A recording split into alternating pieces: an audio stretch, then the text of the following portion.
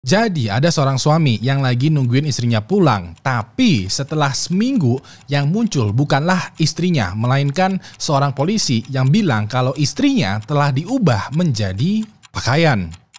Begini ceritanya.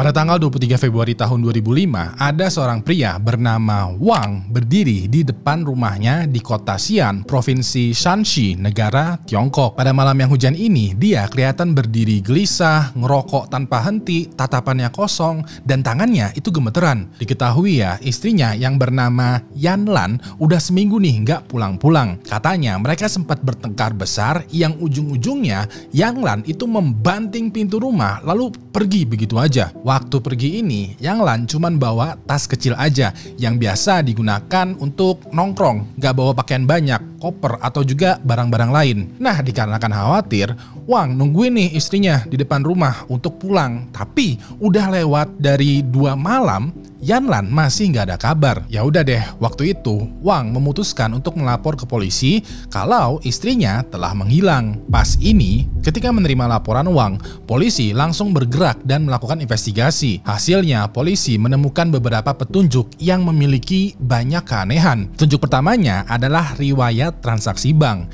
yang diketahui Yanlan sempat melakukan tarik tunai sebesar 10.000 yuan atau senilai 23 juta rupiah. Anehnya adalah setelah transaksi tersebut ya, muncul lagi nih 6 transaksi lain yang dilakukan secara berurutan dan di ATM yang lokasinya berbeda-beda. Ya udah deh, polisi coba tuh cek rekaman CCTV di ATM dan muncul nih petunjuk yang kedua. Jadi, pada cuplikan CCTV ini kelihatan ada penampakan seorang wanita dan juga seorang pria. Seorang wanitanya ini dikonfirmasi ternyata bukan Yanlan, random people gitu yang lagi antri ATM. Ya udah deh, polisi menfokuskan perhatiannya kepada seorang pria misterius yang diduga kuat menggunakan kartu ATM-nya Yanlan. Pas ini polisi lanjut lagi tuh menginvestigasi dengan cara melacak sinyal GPS dari handphonenya Yanlan yang kebetulan juga masih aktif. Mereka ikutin terus tuh sinyalnya ini pindah dari satu tempat ke tempat lain sampai-sampai berhenti di sebuah rumah yang ada di pinggiran kota. Dan pas polisi serbu atau geledah, mereka menemukan nih HP-nya Yanlan di tangan 3 orang pria misterius. Diketahui 3 orang pria misterius ini bernama Yin Xiaomin berusia 43 tahun, Chao Yin berusia 45 tahun, dan Hu Yuelong berusia 44 tahun. Pada saat ditangkap, polisi menduga kalau ini adalah kasus perampokan.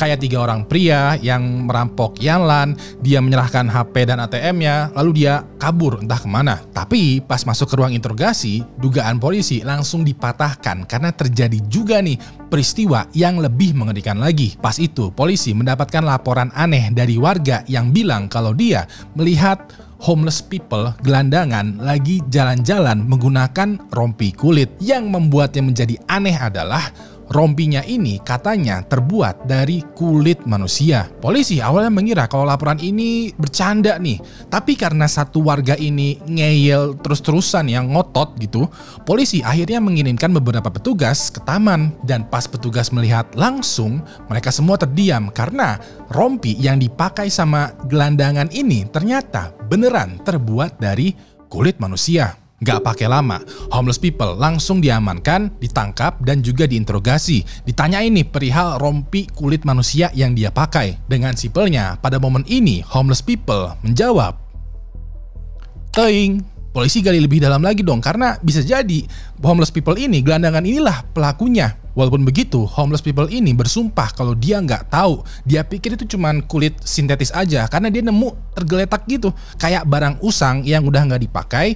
Jadinya dia ambil. Ya udah deh, polisi balik lagi nih ke taman. Tapi sekarang sambil bawa anjing pelacak. Mereka ikutin tuh anjing pelacak ini sampai akhirnya berhenti tuh di sebuah satu titik di pohon besar yang tanahnya kelihatan baru digali dan juga ada bunga yang baru ditanam. Pas polisi gali tanahnya ini, ditemukan tuh potongan tubuh manusia yang sebagian kulitnya menghilang dengan irisan yang sangat rapih atau profesional. Gak butuh waktu lama, polisi langsung melakukan uji forensik dan hasilnya potongan tubuh dan juga rompi kulit manusia ini ternyata adalah jenazahnya Yanlan. polisi langsung balik lagi nih ke 3 orang tersangka, Yin Xiaomin, Cao Yin, dan Hu Yuelong. Dan setelah bukti ini dikasih lihat ke mereka, Yin akhirnya buka suara dengan senyum tipis, nada suara datar, dan juga ekspresi dingin. Dia bilang, "Iya, itu kerjaan kami." Nah, kalau lo berpikir bahwa kengerian dari episode ini adalah rompi yang terbuat dari kulit manusia, well, enggak cuy. Cerita tentang rompi kulit manusia tadi itu bagaikan hidangan pembuka aja. Justru yang menjadi daging mengerikan dari episode kali ini adalah kisah hidupnya Yin Xiaomin. Jadi, dari luar, Yin kelihatan kayak pria biasa yang hidup normal. Tapi, banyak yang orang tidak ketahui, ternyata hidupnya udah rusak sejak kecil. Diketahui, dia tumbuh di keluarga yang hancur, orang tuanya pisah, gak pernah sekolah, dan hidupnya cuman di jalanan. Pertama kali dia masuk penjara, yaitu pada saat berumur 20 tahunan atas kasus pencurian. Walaupun begitu, pas dia keluar dari penjara, Yin berniat untuk bertaubat nih.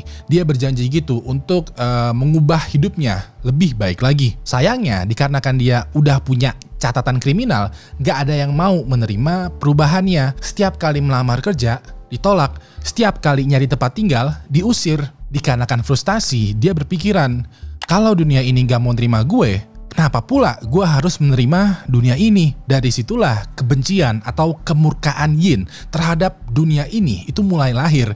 Dan dari kebencian ini juga muncul borok busuk yang jauh lebih gelap di hatinya Yin. Diketahui pada tahun 1993, Yin ketemu lagi nih sama teman lamanya yang bernama Cao, yang sama-sama punya masa lalu kelam. Awalnya mereka cuma nongkrong, minum, sebat-sebat, dan curhat soal kehidupan di sebuah bar yang ada di pinggir kota. Setelah keluar dari bar, pas lagi jalan berdua, mereka ketemu sama seorang pekerja seks komersial yang lagi mangkal. PSK-nya ini menawarkan dirinya untuk main bareng, dan dengan santainya, Yin dan Cao menjawab, "Kuy lah." Untuk beberapa momen selanjutnya, mereka bertiga main bareng di kosannya Yin, dan setelah semuanya selesai, PSK-nya minta bayaran dong. Anehnya adalah Yin malah gementak balik PSK-nya dengan bilang, "Bayaran? Gak ada bayaran.